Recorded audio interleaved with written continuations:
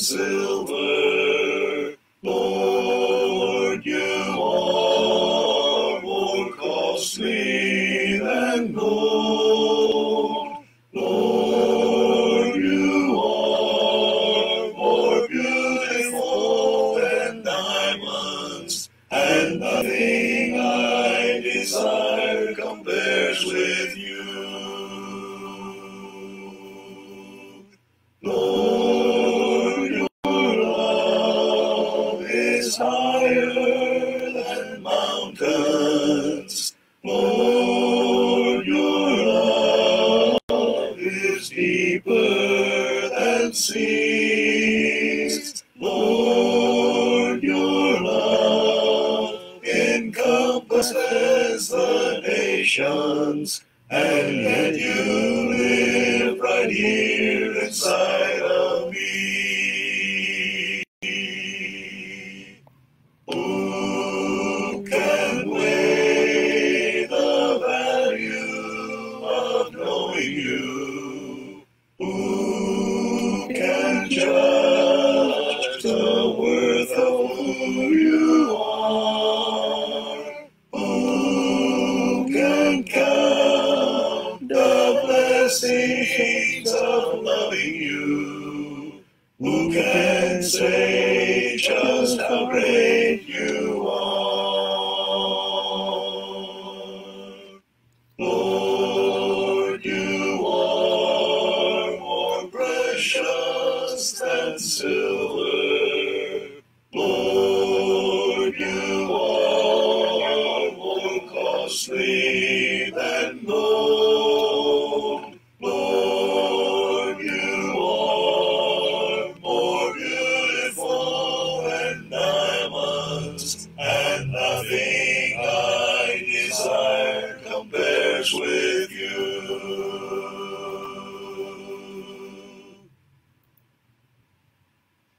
Hear my cry, O Lord, attend unto my prayer. From the end of the earth will I cry unto you. And when my heart is overwhelmed, please lead me to the rock that is higher than I, that is higher than I. For you have been a shelter unto me, and a strong tower from the enemy. And when my heart is overwhelmed, please lead me to the rock that is higher than I, that is higher than I. And when my heart is overwhelmed, please lead me to the rock that is higher than I, that is higher than I.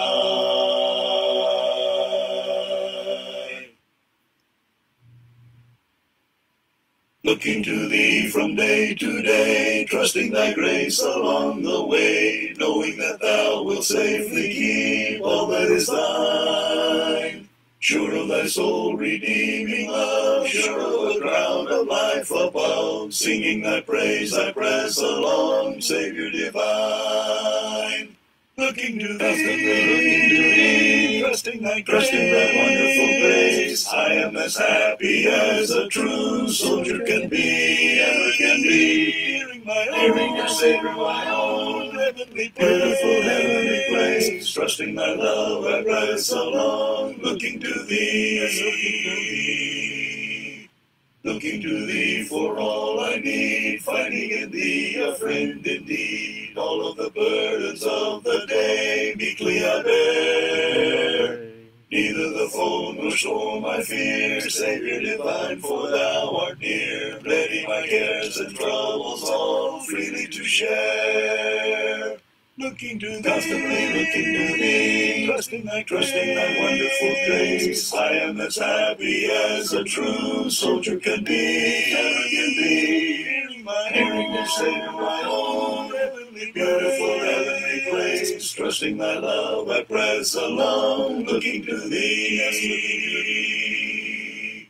After a while in heaven bright, where there is neither sin nor night, I shall behold thee face to face, Jesus my own. Then with the loved ones gone before, I shall with rapture more and more praise thee forever near the bright, beautiful throne. Looking to thee, constantly looking to thee, trusting thy wonderful grace. I am as happy as a true soldier can be, ever can be, hearing the Savior my own, heavenly, beautiful heavenly place. Trusting thy love, I press along, looking to thee, yes, looking for thee. Would you be free from the burden of sin? There's power in the blood, power in the blood. Would you or evil a victory win? There's wonderful power in the blood. There is power, wonder-working power in the blood of the Lamb. There is power, wonder-working power in the precious blood of the Lamb. Would you be free from your passion and pride? There's power in the blood, power in the blood. Come for a cleansing to Calvary's tide. There's wonderful power in the blood. There is power, wonder-working power in the blood of the Lamb. There is power, wonder-working power in the precious blood of the Lamb. Would you be whiter, much whiter than snow? There's power in the blood, power in the blood. Sin stains are lost in its life-giving flow. There's wonderful power in the blood. There is power, wonder-working power in the blood of the Lamb. There is power, wonder-working power in the precious blood of the Lamb. Would you do service for Jesus your King? There's power in the blood, power in the blood. Would you live daily His praises to sing? There's wonderful power in the blood. There is power, wonder-working power in the blood of the Lamb. There is power, wonder-working power in the precious blood of the Lamb.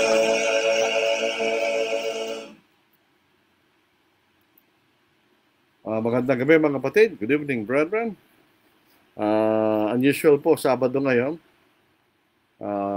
Pero hindi po tayo nakapag-live kagabi. So ngayon po ang ating live sa gabing ito. Bagamat bukas po ay araw ng linggo, huwag po natin kalimutan na ito po ay araw ng Panginoon. Let us not forget, tomorrow is the Lord's Day. So we go and worship and praise God. So sa gabing ito, ating pag-aaralan po ay simula po ng isang serye. May isang kapatid na nag-request po kasi mayroon daw po silang aaralan at gusto niya malaman ang mga paano sasagutin yung mga maaaring argumento ng kailang aaralan o mga katanungan. Ito po ay dun sa katanungan, once saved, always saved. Sinasabi is pag tayo po inaligtas, kahit anong gawin natin, ligtas pa rin tayo. So once saved, always saved. Kaya nga po ang ating pag-aaralan sa gabing ito is salvation conditional. In other words, are there requirements that we need to do in order to secure our salvation? Or is it unconditional salvation? In other words, walang kondisyon para tayo ay maligtas. Walang kondisyon. Basta maliligtas ka na lang. O unconditional salvation. So, ang katanungan po natin ngayon is salvation conditional. Ang pinag-uusapan nating salvation, dalawa po yun. Remission from sins, and finally, the eternal salvation in heaven. Both salvation are conditional. Yun ang ating gustong patunayan sa gabing ito. That salvation is conditional. So, binabati po natin ang ating mga kaigsuonan, maayong gabi sa intanan mga igsuon, at sa ating mga kakapsat na imbang garabi, kada kay amin kakapsat, ang ating mga kapatid sa may Bicol region, Diyos marahay na banggi sa Indugabos, at sa ating mga kapatid, kaibigan dyan sa may Pangasinan, Masanto siya labi, kahit sa kayo namin. At dito po sa amin lugar, may pabengi, kaya ko nga. So, yun po ang ating mga pagbati, mga kapatid. Nakakalimutan ko yung iba eh. Ibang wika, ano po. Yung sa Waray, at din po sa Hiligaynon. Pag-aralan po natin yan para maragdag po natin sa ating mga pagbati. So, yun po ang ating, pag-umpisa na po natin sa ating pag-aaral, is salvation conditional. Pagka tayo po ay nakikipag-aral sa mga Baptist, mga Methodist, etc., ang sinasabi nila, we are saved by faith alone. Tayo po ay naliligtas sa pamamagitan ng pananampalataya lamang, and it is a grace from God. So in other words, sinasabi nila, ginawa na ng Diyos ang lahat. Ang kinakailangan mo lang gawin, maniwala ka. All you need to do is believe, and you'll be saved. Ang ginagamit nilang talata is Hebrews chapter 2 verse 8. For by grace you are saved through faith. It is not of yourselves, it is a gift of God. Yun ang kanilang ginagamit na talata. Ano po? Sa Tagalog, sapagkat sa biyaya kayo naligtas sa pamamagitan ng pananampalataya, ito hindi sa inyong sarili, ito'y kaloob ng Diyos. There is a misunderstanding sa verse na yun. It is not from yourselves, it is a gift of God. Because it is not from ourselves, it is a gift from God, and therefore it is unconditional. It is a gift. Yun ang sinasabi nila eh. Pero tingnan po natin ang context ng Ephesians 2, chapter 2, verse 8. Dito po sa Ephesians, chapter 2, verse 1 to verse 10. Basahin po natin sa Tagalog. If you're English-speaking people, you can follow in Ephesians 2, verse 1 to 8 in English. Pero because of majority are Filipinos who are listening and watching, we will read in Tagalog. Ano po? But you can follow in English. It is Ephesians chapter 2, verse 1 to 10. Ito ang ating babasahin. Kayo nooy mga patay sa inyong mga pagsasalangsang at mga kasalanan na dati nyo nilakaran, ayon sa lakad ng sanglibutan ito, ayon sa pinuno ng kapangyarihan ng himpapawid ng Espiritu na ngayon ay gumagawa sa mga anak ng pagsuway. Dahil lahat ay dating nabuhay sa gitna ng mga ito, sa mga pagnanasa ng laman, na ating ginagawa ang mga nais ng laman at ng pag-iisip, at tayo nooy katutubong mga anak ng kapuotan gaya naman ng mga iba. Ngunit ang Diyos palibhasa ay mayaman sa awa, dahil sa kanyang malaking pag-ibig sa ating, maging noong tayo mga patay sa pamamagitan ng ating mga pagsuway, binuhay na tayo kay Kristo sa pamamagitan ng biyaya kay naligtas. At ngayon muling binuhay na kasama niya at tinaupong kasama niya sa kalangitan kay Kristo Jesus, upang kanyang maipakita sa mga panahong darating ang di masukat na kayamanan ng kanyang biyaya sa kagandaang loob sa atin sa pamamagitan ni Kristo Jesus. Sapagkat sa biyaya kayo naligtas, ito po yung talata, sapagkat sa biyaya kayo naligtas sa pamamagitan ng pananampalataya, at ito hindi sa pamamagitan ng iyong sarili, ito'y kaloob ng Diyos. Hindi sa pamamagitan ng manggawa upang ang sino man ay magmalaki, sapagkat tayo kanyang pinakamahusay na gawa na nilang kay Kristo Jesus para sa mabuting gawa na inihanda ng Diyos ng una pa na siya nating lakarin. So, the context shows that before the Ephesian Christians became Christians or saved, they were living in sin and were hopelessly lost. Yun ang makikita natin ng mga taga-Epeso. Bago sila naging Kristiyano, sila ay namumuhay sa pagkakasala na ginagawa nilang pasamangpitan ng laman at ng pag-iisip. At sinasabi, we're by nature children of wrath. In other words, they were not born sinners, but because of constant regular sinning, it became their nature. In other words, pag palagi natin ginawang isang bagay, ito yung naging kasama ng ating pagkatao. For instance, if you are always gambling, at ikaw po ay palagi nagsusugal, then it will be a part of your nature to gamble, di ba? When you're always speaking bad words, then it becomes a part of your person. Dahil yun ang ginagawa, it becomes your nature to speak bad words, di ba? But you were not born speaking bad words. You were not born gambling. You developed, and it became a part of yourself, a part of your nature. Yan sinasabi doon. Yan sinasabi ng iba, by nature, so ipinanganak kayo makasalanan. Hindi na sinasabi ni Apostle Paul na kayo naging sanay. We all once conducted ourselves in the lust of our flesh.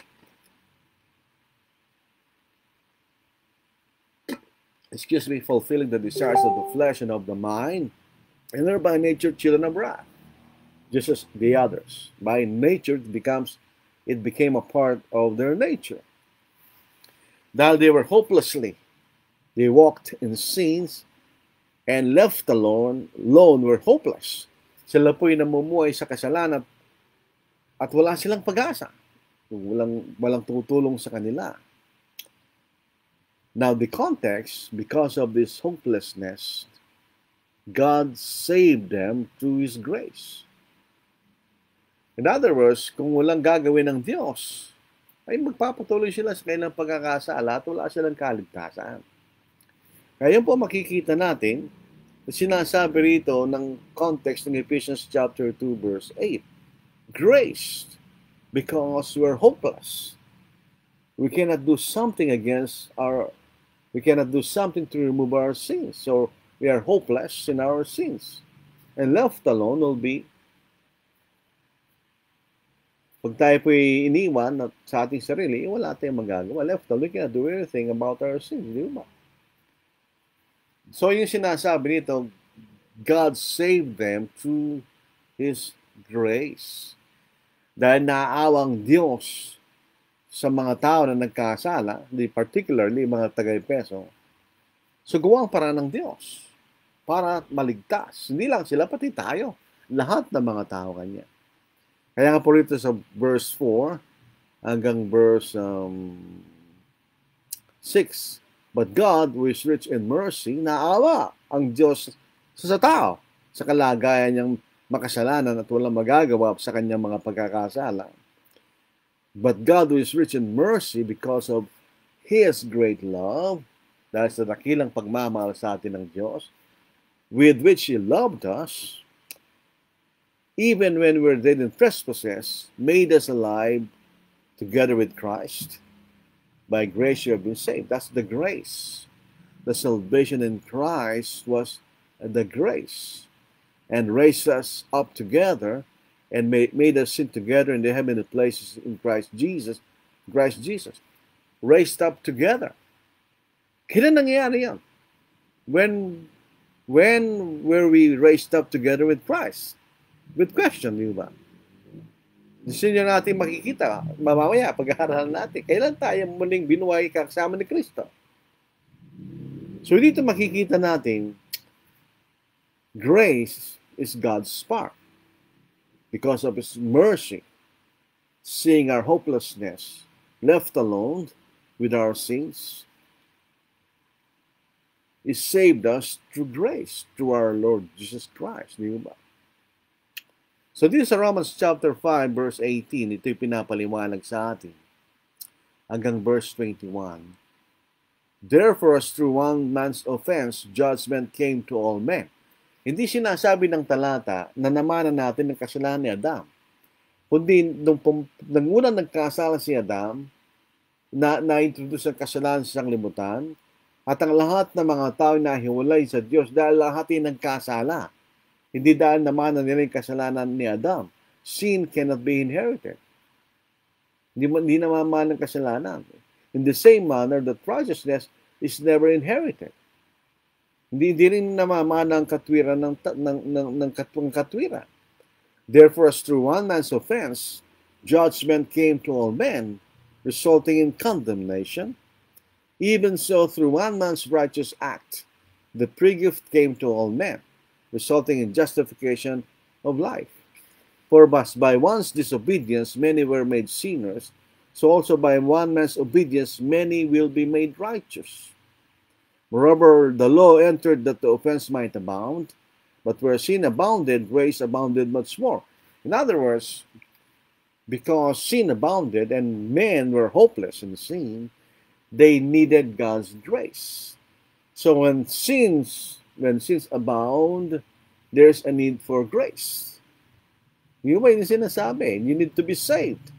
Because left alone, you can not do anything about your sins.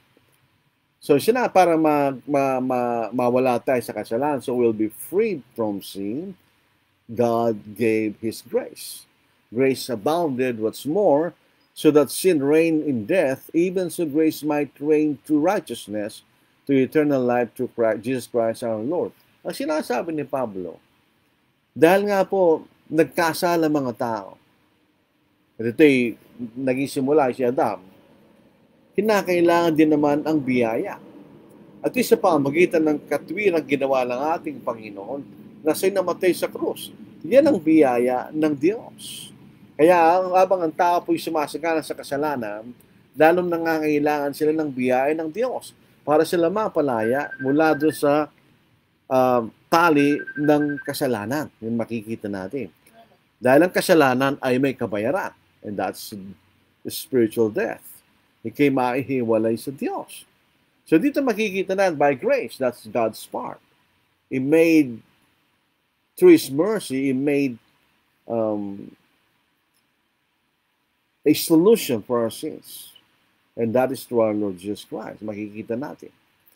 When you have sinned, you can no longer be righteous. When we sin and we do righteous acts afterward, we are still unrighteous. Because we still have the sin, di ba? Pag ikay nagkasala, at ikay gawa ng katwiran, pagkataas mo nagkasala, magsasalan ka pa rin. Dahil andun pa rin ang kasalanan mo. So kahit ano pong gawin mong gawa ng katwiran, hindi ka pa rin magiging matuwid. Dahil ikay nagkasala na. Kasi po ni Titus chapter 3 verse 5, not by works of righteousness which we have done.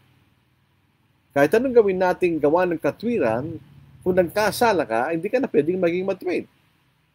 But according to His mercy, na naawang Diyos sa atin, He saved us through the washing of regeneration and renewing of the Holy Spirit. His mercy resulted in His grace. So yun makikita natin, naawang Diyos sa atin, so gawa siya ng paraan. Yun ang kanyang biyaya para tayo po'y magkaroon ng kaligtasan. Because God doesn't desire anyone to be condemned. Ayaw ng Diyos ng sino man ay mapahamak. Yun ang pagmamahal ng Diyos sa tao dahil nilalang tayo ng Diyos. Because God created us, He doesn't desire anyone to be condemned. Because ayaw niya ang sino man ay mapahamak. Nilalang tayo ng Diyos eh. Kaya nga tayo, ang ama natin ay ang Diyos dahil nilalang tayo ng Diyos eh. Dito, walang sino mang ama ang gusto mapahamang kanyang anak. Ganun din ang Diyos. Ayaw niyang sino man ay mapahamak. Dito po, pero tingnan niyo, dito pala, makikita may condition eh. Dito po sa 2 Peter chapter 3 verse 9, the Lord is not slack concerning His promise. Ang pangako ay babalik muli. O kung saan sa naroon, ay doon tayo doon. So John chapter 14, di ba? So where I am, you'll be also. At ang kanyang, at yan ay langit na inihanda na natin para tirahan po natin. The Lord is not slack concerning His promise to return, as some count slackness, but is long-suffering toward us, is patient toward us, is giving the opportunity for us, not willing that any should perish, but that all should come to repentance. Ayaw na sino man yung mapahama, kundi ang lahat ay magsipagsisi Kanya. So God doesn't desire anyone to be condemned. So the doctrine of personal predestination is false. The Calvinistic doctrine of personal predestination states that God, from the beginning, has predestined some men whose numbers and names, sabi rito, are known to be saved, and some men whose names are also known to be condemned. And God's counsel cannot be changed. Yung sabi ni John Calvin, na itinakda niya ang ilan na maligtas ng bilang at ang pangalan ay tinakda. At ang ilang mga tao naman ay maparusahan ng bilang at pangalan takda ay tinakda. That's personal predestination. That's false. Because God doesn't desire anyone to be condemned. In fact, God desires all men to be saved. Gusto ng Diyos ang lahat ng tayo maligtas. Kaya nga dumating ang kanyang biyaya. That is why He gave His grace. Because God desires all men to be saved. Sa 1 Timothy chapter 2 verse 3. For this is good and acceptable in the sight of God our Savior. When He says Savior, that necessarily implies we are in a dangerous, precarious situation, di ba? Pag tayo po may tagapagligtas, ang ibig sabihin, tayo nasa kapahamakan. We are in peril. Nasa kapahamakan. Kaya naalis tayo ng Diyos doon sa kapahamakan na yon. For this is good and acceptable in the sight of God our Savior, who desires all men to be saved and to come to the knowledge of the truth. Gusto ng Diyos ang lahat ay maligtas. So where is personal predestination? Ni John Calvin. It's false. If personal predestination of John Calvin is true, then Paul is a liar when he wrote that God desires all men to be saved. Gusto ng Diyos lahat maligtas eh. And to come to the knowledge of the truth.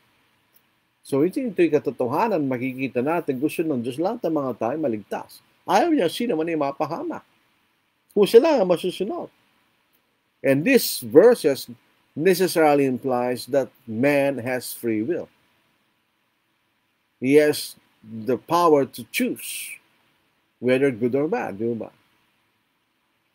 Kaya nga sabi niya, desires all men to be saved. Right? It depends. So, nasa sa atin, gusto natin maligtas o hindi. But as far as God is concerned, He desires all men to be saved. So, kaya makita nyo, binigyan niyang biyaya niya. Dahil gusto niya lahat ng tao po'y maliligtas. He is no respecter of persons. He doesn't care who you are. He wants you to be saved. Yun makikita natin eh. For dito po sa Acts chapter 10 verse 34, then Peter opened his mouth and said, in truth, I perceive that God shows no partiality. Peter understood that doon sa pangitain na nakita niya na may kumot na nagtataglay ng iba't ibang uri ng mga hayop, pati na yung maruming hayop ay sa kautusan ni Moises. Nasabi na Pedro, Panginoon, di po ako maaaring kumain ng marumi. Ang sinabi ng tinig, ang sinabi kong malinis, huwag mo sabihing marumi. Kanya. Hindi niya intindihan ni Pedro yun. Later on, naunawaan niya na ito'y hindi patungkol sa pagkain, ito'y patungkol sa mga tao. Na walang kinikilingan ng Diyos. God is not a respecter of persons. Then Peter opened his mouth and said, in truth, I perceive that God shows no partiality. But in every nation, Whoever prefers him and works righteousness is accepted by him. What righteousness? Righteousness of God. The word which God sent to the children of Israel, preaching peace through Jesus Christ, is Lord of all. In other words, makita natin, God desires all men to be saved.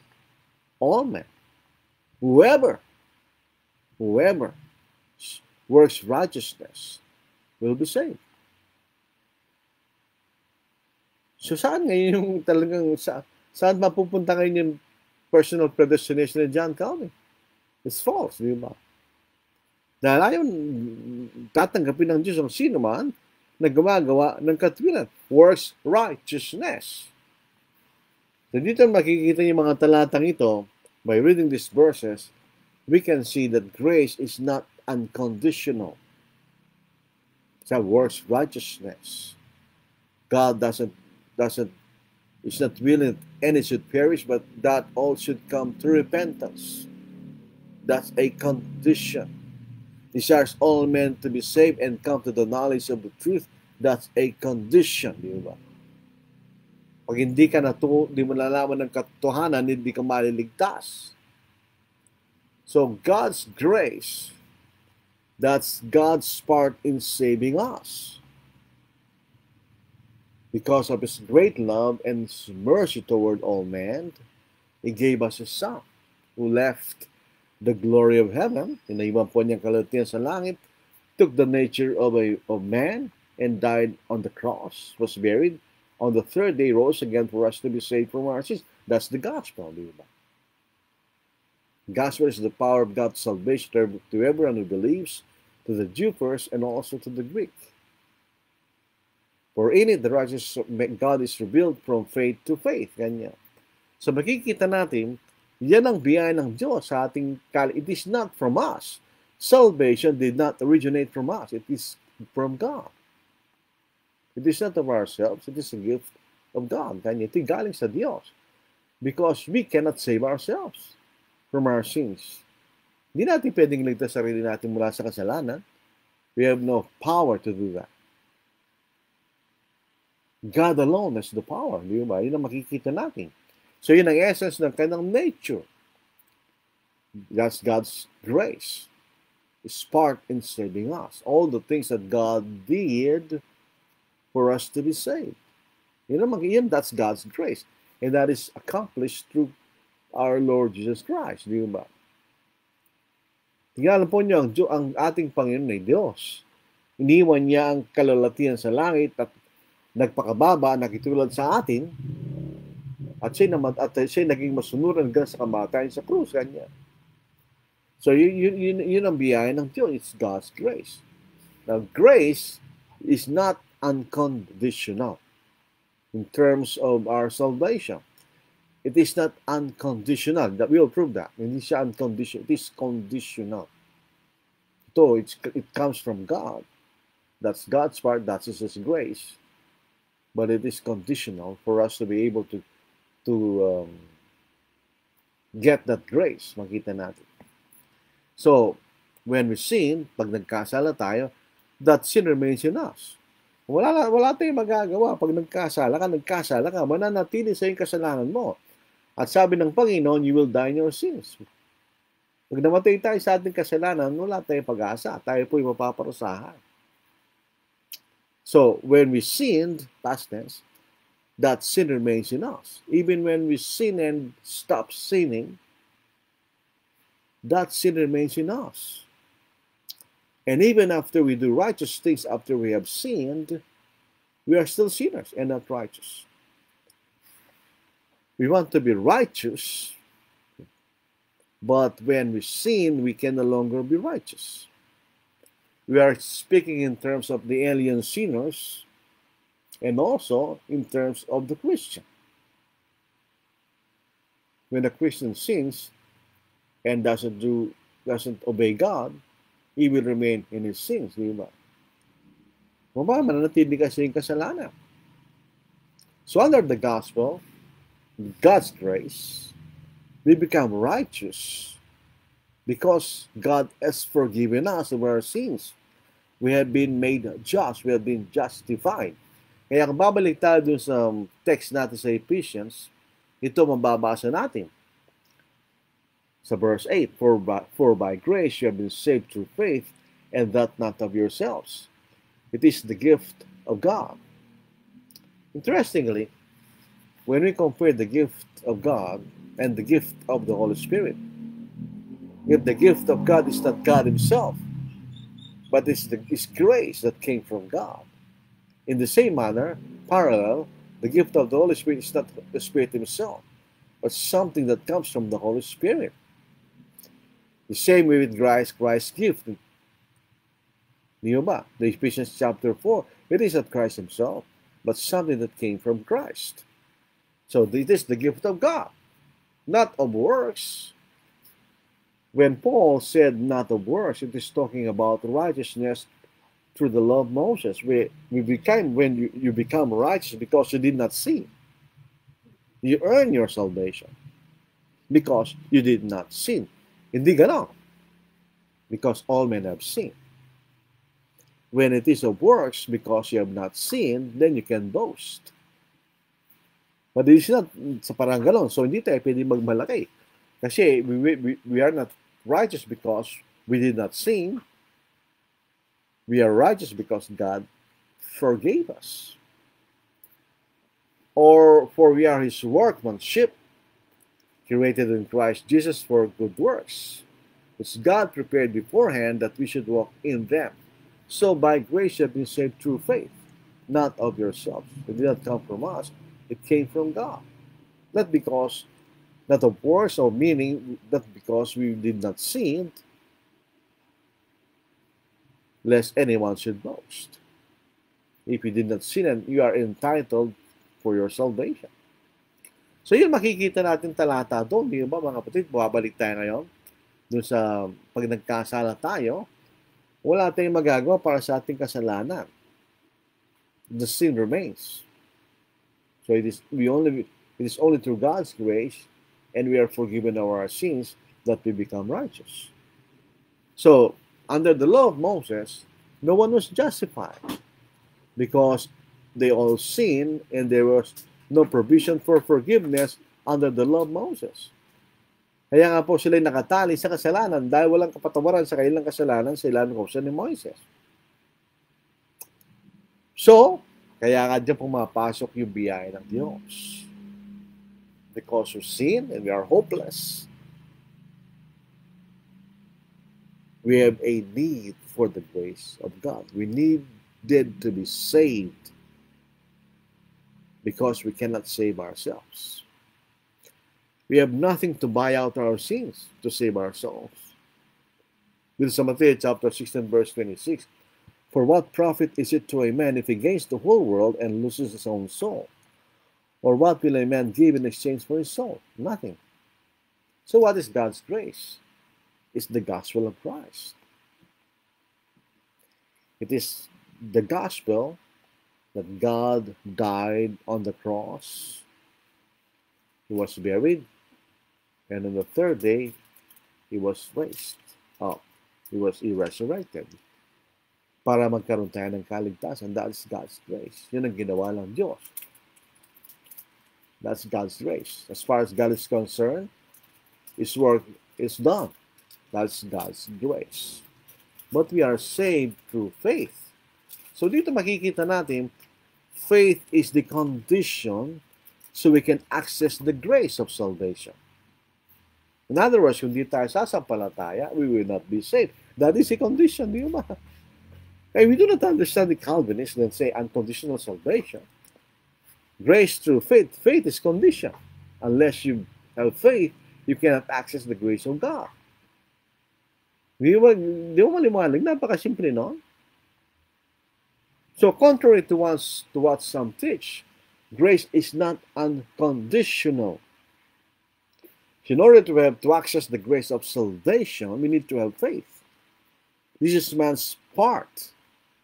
God's grace is to send His Son, the Lord Jesus, who left the glory of heaven, took the nature of man, and died on the cross, was buried, and was resurrected. That's God's grace. Man's part to access God's grace is through faith. So this is man's part to believe in the grace of God, in effect the gospel of Christ, and to obey it. It is not faith alone. Real faith is an obedient faith. When you have real faith, you believe and you obey. That's real faith. Not mental assent. Maniniwala ka lang sa isip mo, maliligtas ka na. That is not the saving grace. The faith that saves, that access the God's grace is an obedient faith. At isang pananampalataya na sumusunod. Now, the gospel, God's grace, is some things that we just need to believe. We cannot obey those things. We just need to believe them. Example, the gospel. You need to believe in the gospel. That it is God's power to salvation. So 1 Corinthians 15 verse 1 to verse 4. Moreover, brethren, I declare to you the gospel which I preached to you, which also you received and which you stand, and by which also you are saved, if you hold fast that word which I preached to you, unless you believed in vain. And what did Paul preach? Verse 3, for I delivered to you first of all that which I also received, that Christ died for our sins according to the Scriptures, and that he was buried, and that he rose again the third day according to the Scriptures. That's the gospel, di ba? You need to believe that Christ died, he was buried, and rose again the third day for us to be saved. You need to believe that. You cannot obey that. You just need to believe it, di ba? Di mo pwede sundin yun. We need to believe that Jesus Christ is the Son of God. Hindi natin pwede sundin yun. We just have to believe it. Wala naman tayo magagawa. Kailangan sa palatay ito. Sabi nito sa Acts chapter 10, verse 36, verse 37, the eunuch. Now as they went down the road, they came to some water, and the eunuch said, see, here is water. What hinders me from being baptized? Ano nakakad lang ang pang-baptismo? Then Philip said, if you believe with all your heart, you may. And he answered and said, I believe that Jesus Christ is the Son of God. So kinakailangan paniwalaan si Kristo ay anak ng Diyos. Bakit? Dahil kung siya anak ng Diyos, siya lamang may kapangyarihan magligtas sa ating mga kasalanan. Kaya kailangan paniwalaan mo at ipahayag mo na ikay naniniwala si Kristo ay anak ng Diyos. So Romans chapter 1 verse 3, when Peter said, you are the Christ, the Son of the living God, in Matthew 16 verse 16, verse 20, Christ forbade them to spread that he was the Christ, because he needed to prove that he was the Christ, the Son of the living God. And that proof was his resurrection. Sabi rito, concerning his Son, Jesus Christ our Lord was born of the seed of David according to the flesh, that is his human nature, and declared to be the Son of God, that is his divine nature, with power according to the Spirit of holiness, by the resurrection from the dead. When he resurrected from the dead, he proved that he was the Son of God with power. Kailangan nating paniwalaan yun. We need to believe that Jesus died on the cross to wash away our sins. Hindi natin pinisundin yun. Kailangan nating paniwalaan nyo. Revelation 1:5, and from this verse 5, and from Jesus Christ, the faithful witness, the firstborn from the dead, and the ruler over the kings of the earth, to him who loved us and washed us from our sins in his own blood. Kailangan mo paniwalaan nyo. Pag hindi mo pinaniwalaan nyo, hindi ka pa rin maliligtas. Sa Matthew 26 verse 28, for this is my blood of the new covenant, which is shed for many for the remission of sin. We need to believe that Christ died on the cross so that his blood will wash away our sins. It is for the remission of sins. It is for the purpose of remission of sins. That is why Christ died on the cross. We need to believe that. We need to believe that Christ is our Savior. Kailangan nating paniwalaan si Kristo ating tagapagligtas. Titus 2 verse 13, looking for the blessed hope and glorious appearing of our great God and Savior, Jesus Christ. Grammatically said, great God and Savior. The word God is usually a noun. The word Savior is usually a noun. In this sentence, they are nouns describing who Jesus was. He's the great God and Savior. Contrary to what some people are teaching that Christ, Jesus is not divine or is not God, He is God. So sabi rito, kailangan paniwalaan natin si Kristo ang ating tagapagligtas. Kailangan nating paniwalaan, we need to believe that Jesus will come again the second and last time. Hebrews 9:28. So Christ was offered once to bear the sins of many. To those who eagerly wait for Him, He will appear a second time apart from sin for salvation. But God's grace is some things that we need to obey. Those things we do not believe only, but also to obey. So then, maliwanag, God's grace or the gospel is some things that we just need to believe. But God's grace, the gospel, has some things that we need to believe and obey. For instance, that is the requirements of the grace, to access the grace.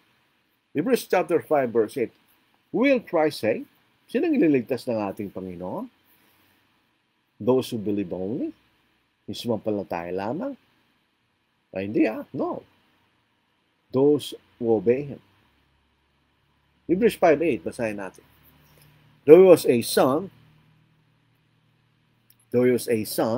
say Diyos, anak, yet to learn obedience by the things which is suffered, having been perfected, He became the author of eternal salvation to all who obey Him. Sino maliligtas will be saved? Those who obey Him. Sino maliligtas? Yung susunod sa Kanya, yung tumasunod sa Kanya. Sila magkakaroon na walang kaligtasan Kanya. So, itong talatang ito malinaw, hindi ka lamang maniniwala. Ikaw rin ay susunod sa mga bagay na pinag-uutos ng ating Panginoon. Christ indeed is our Savior, and there are things that He commanded and we need to obey. Kailangan nating paniwalaan, sundin yung yung mga bagay na Kanyang pinag-uutos. God's grace is some things that we need to do. May mga bagay na kailangan nating gawin. Basahin natin. When the gospel was first preached in the day of Pentecost, after Christ resurrected from the dead and rose back to the heavens, Acts chapter 2, verse 36 to verse 38. Therefore, let all the house of Israel know surely that God has made this Jesus, whom He crucified, both Lord and Christ. So yung pinako niya sa krus, hindi pala nila alam na siya ang Mesiya o Kristo na hinihintay nila. Ginawa siya ng Diyos na Christ and Lord. Now when they heard this, those who crucified Christ, now when they heard this, they were cut to the heart. So they already believed. That's why they were guilty. They were cut to the heart. And said to Peter and the rest of the apostles, men and brethren, what shall we do? What shall we do? Anong gagawin namin para kami mapatawad sa aming ginawang karamaldumal na pagkakasala na ipinako namin sa krus si Jesus na ginawang Kristo at Panginoon ng Diyos? Then Peter said to them, repent and let every one of you be baptized in the name of Jesus Christ for the remission of sins, and you shall receive the gift of the Holy Spirit. For the promises to you and to your children and to all who are far off, as many as the Lord our God will call. So sabi niya, repent and let every one of you be baptized in the name of Jesus Christ, in the authority of Jesus Christ, appealing to the authority of Jesus Christ, for the remission of sins, for the purpose of remission of sins, unto the remission of sins. And you shall receive the gift of the Holy Spirit, for the promises to you, to your children, and to all who are far off, as many as the Lord our God will call. Yung sabi niya, di meron kang gagawin. We need to do something to access salvation or the grace of God. Ginawa ba nila? Did they obey? Did they do the things Peter said? Yes, indeed. This is verse 40. Tuloy natin. And with many other words he testified and exhorted them, saying, Be saved from this perverse generation. Then those who gladly received this word were baptized, and that day about 3,000 souls were added to them. Be saved. Ligtas niyo sarili niyo. Sa likong lahing ito kanya. Be saved. How? Sumunod ka sa kalooban ng Diyos. Sabi dito sa verse 4, Then those who gladly received His word, those who gladly believed His word, were baptized. And that day about 3,000 souls were added to them. Did they believe only and were saved? No. They believed and were baptized. Those who gladly received this word, in effect, who believed this word, were baptized. And that day about 3,000 souls were saved. And those who were saved were added to the group of saved people. They were added to the church. Those people were saved through the gospel, through God's grace. Acts 2:47, and praising God and having favor with all the people, and the Lord added to the church daily those who were being saved. See, makita niyo, meron silang ginawa. Those are the 3,000 souls on the day of Pentecost. How about another example? The jailer. Acts 16 verse 29. Doon pong nagkaroon ng earthquake at inaasahan niya tumakas sa mga bilanggo, pero doon sila lahat. As sa verse 16 verse 29, Then he called for a light, ran in, and fell down trembling before Paul and Silas. And he brought them out and said, Sirs, what must I do to be saved? Ano kinakailangan kong gawin upang maligtas? So they said, Believe on the Lord Jesus Christ, and you will be saved, you and your household. Nasabi nila, ito kasi sumampalataya ka na. Hindi Anong ibig sabihin ng sumampalataya sila? Sasampalataya lang sila o wala silang ginawa? Mas tuloy na po natin. Then they spoke the word of the Lord to him and to all were in his house.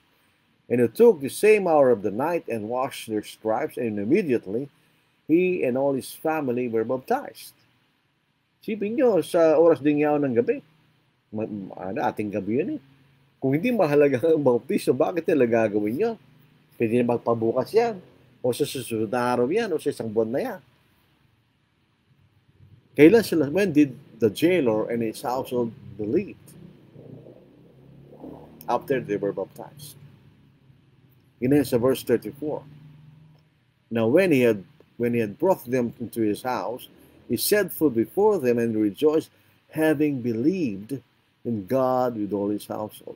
When did they believe? When did they show their faith? When they obeyed the gospel in baptism. Paano si Apostle Paul? Ito po sa Acts 22 verse 6, verse 11, papunta sila sa Damascus. Now it happened as I journeyed and came near Damascus at about noon, suddenly a great light from heaven shone around me. And I fell to the ground and heard a voice saying to me, Saul, Saul, why are you persecuting me? Bakit mo kanya pinag-uusig? So I answered, Who are you, Lord? And he said to me, I am Jesus of Nazareth, whom you are persecuting. And those who were with him indeed saw the light and were afraid. Siyempre, ibang klaseng di malag siguro yun. But they did not hear the voice of him who spoke to me. So I said, What shall I do, Lord? And the Lord said to me, Arise and go into Damascus, and there you will be told all things which are appointed for you to do. And since I could not see for the glory of that light, being led by the hand of those who were with me, I came into Damascus. Doon po sa puntong yon, at that point, Paul believed in the Lord. Nanusampalataya niya sa Panginoon. So kung ang kaligtasan, if salvation is by faith alone, at that point, Paul has already believed in the Lord, di ba? Pero when was Paul saved? At that point when he believed in the Lord. Acts 22 verse 12 hanggang verse 16. Then a certain Ananias, a devout man according to the law, having a good testimony with all the Jews who dwelt there, came to me, and stood and said to me, Brother Saul, receive your sight. And at the same hour I looked upon him, and then he said, The God of our fathers has chosen you that you should know his will, and see the just one, and hear the voice of his mouth. For you will be his witness to all men of what you have seen and heard. And now I am waiting. Arise and be baptized, and wash away your sins, calling on the name of the Lord. So, kailan nahugasan ng kasalanan ni Pablo? Nung sinabautismo. Hindi nung panahon na siya sumampalataya, nung sinabautismo. Dito sa Mark 16:16, Mark 16 verse 15 and 16, and he said to them, Go into all the world, and preach the gospel to every creature. He who believes and is baptized will be saved, but he who doesn't believe will be condemned. Man, there are 2 points a man needs to do to be saved. You need to believe the gospel, and you need to be baptized. You need to believe, and you need to obey. Yung maliwanag po yun, mga kapatid, man has a choice whether to be saved or to be condemned. He has free will. Meron siyang kalayaang piliin niya kung anong gusto niyang gawin. So, saving faith is always an obedient faith and not only a mental asset. Hindi lang po naniwala ka lang sa isip mo. Kundi ka rin ay sumunod doon sa iyong pinaniniwalaan. So, obedient faith. Ika'y sumusunod. Always. Saving faith is always an obedient faith. Kahit sa Old Testament. Dito po sa Hebrews 11:8, by faith, Abraham obeyed when he was called to go out to the place which he would receive as an inheritance, and he went out not knowing where he was going. Sa pananampalataya, si Abraham ay sumunod kanya. Si Noah. By faith, Noah, divinely warned of things that he had seen, moved with godly fear, prepared an ark for the saving of his household, by which he condemned the world and became heir of the righteousness which is according to faith. Pero pasinin natin, doon sa original, sa Genesis chapter 6, si Noah ay sumampalataya at siya sumunod. Basahin po natin. Sumunod siya sa lahat na pinag-uutos ng Diyos. Dito po sa Genesis chapter 6, yun po ang ating mababasa. Ano po? Ito ang ating mababasa. Dito po sa verse 22. Thus Noah did according to all that God commanded him, so he did. So lahat ng pinag-utos ng Panginoon ay ginawa ni Noah. Ganun din po sa Genesis 7 verse 5. And Noah did according to all that the Lord commanded him.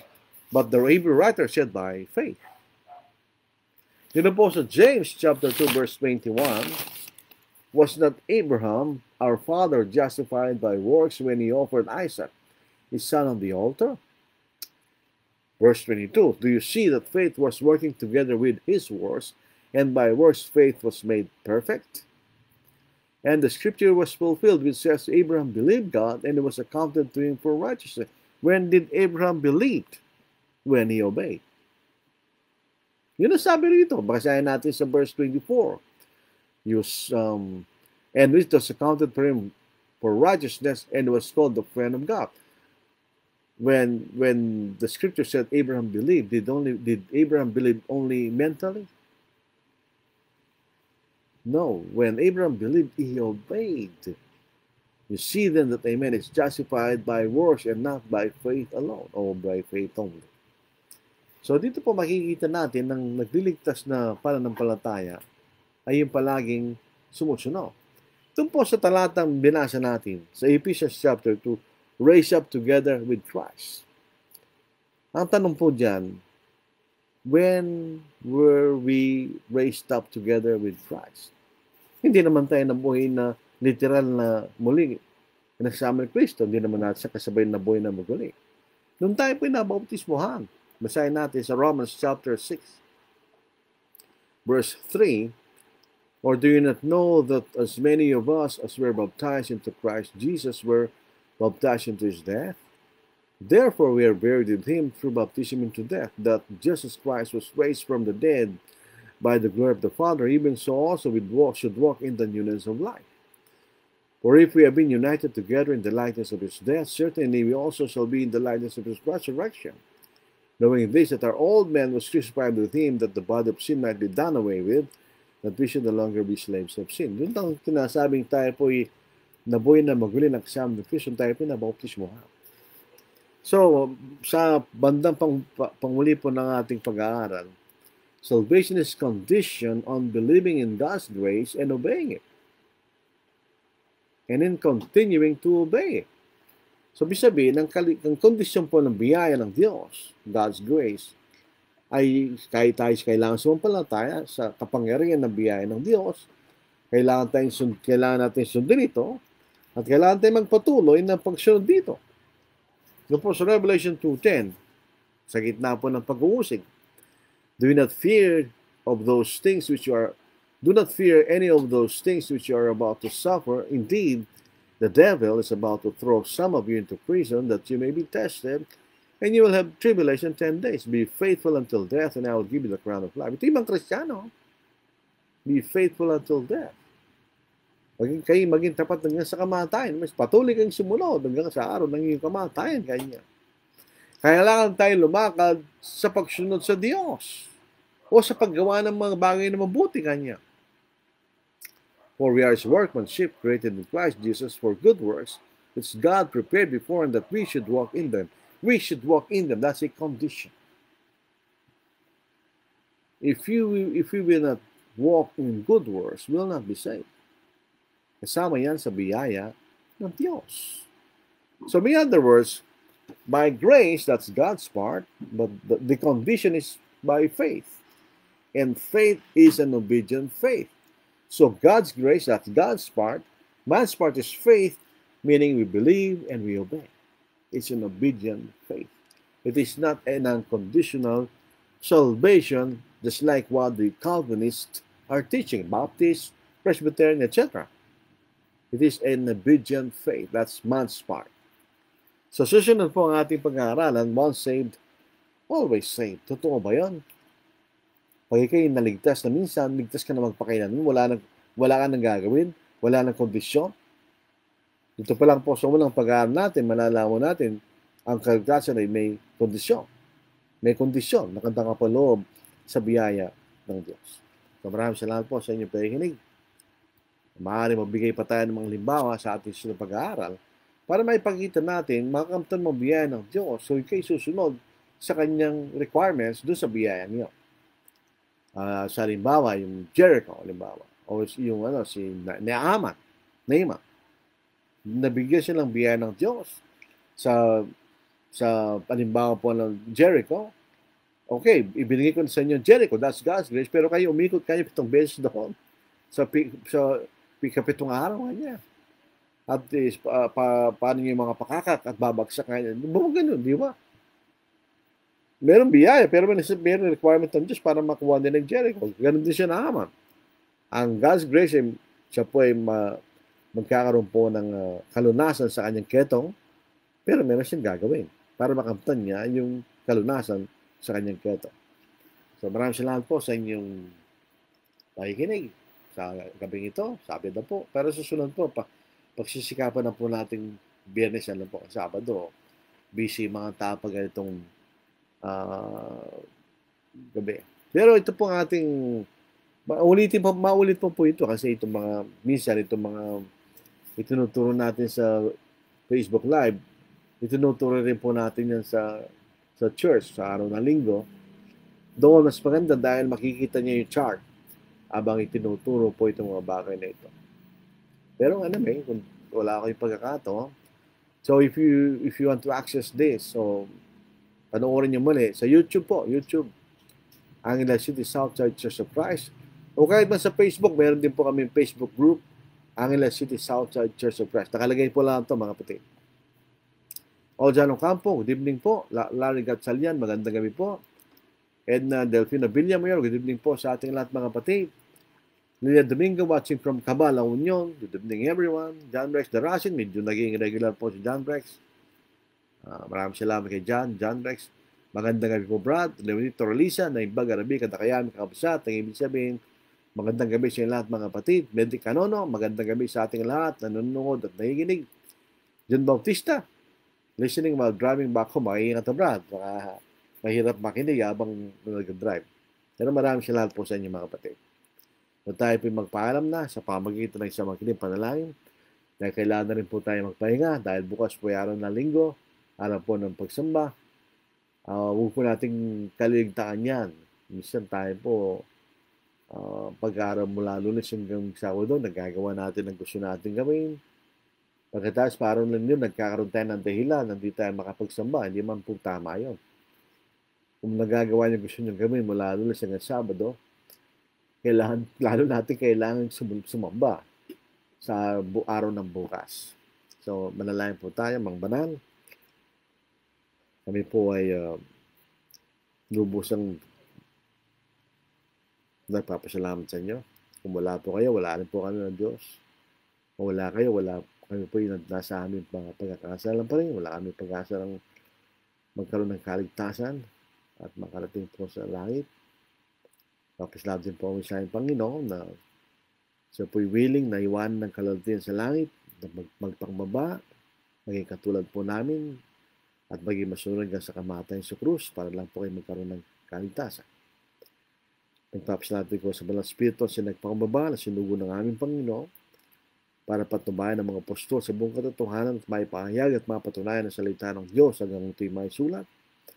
Upang kami dinatnan ng uling panahon ay magkaroon kami ng pagkakataon na malaman po namin ang biyaya ng kaligtasan, aming paniwalaan at sundin.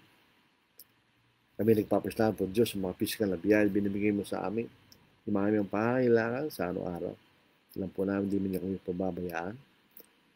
At nagpapasalamat po kami sa mga kapatid na tapat na naging uliran sa amin upang kami po magpatuloy sa pananampalataya sa paglilingkod sa inyo. Nagpapasalamat po kami sa mga kapatid na mga unang panahon na naging tapat, kahit hanggang sa kamatayan. Yun po yung naging lakas ng loob po sa amin, na kami patuloy din. So, papatawanan po niyo kami sa aming pagkakamali.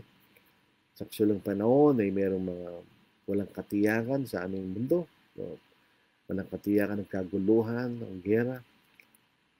Sana po ay mailayo po kami sa ganito. At sana yan yung mga namumunas pamahalaan, yung mga karunungan, upang sila mamunong sa matalinong paraan, upang kami magpatuloy na maglingkod sa buong katiwasayan at kapayapaan. At ang mga bagay tayo manginig, sa kilang pasok sa Panginoon. Amen. Maraming salamat po. Magandang gabi. Pahinga na po tayo mga kapatid. Bukas po yung araw ng pagsamba. God bless.